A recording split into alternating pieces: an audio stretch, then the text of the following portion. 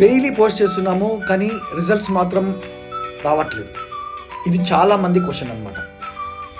ఇక్కడ main thing ఏంటంటే చాలామంది అనుకుంటారు డైలీ పోస్ట్ చేసేస్తున్నాము, రీల్స్ పెడితే స్టోరీస్ పెడితే యాక్టివ్గా ఉంటే సరిపోతుంది, బిజినెస్ గ్రో అవుతుంది అనేసి. కానీ ఇక్కడ నిజం ఏంటంటే పోస్ట్ పెడుతున్నాం కానీ దాని వెనకాల ఒక స్ట్రాటజీ ఉందా? Marketing is the main strategy కదా. యాక్టివిటీ అంటే జస్ట్ బిజీగా ఉన్నట్లే కాదు, స్ట్రాటజీ ఉంటే డైరెక్షన్తో పనిచేయడం అన్నమాట.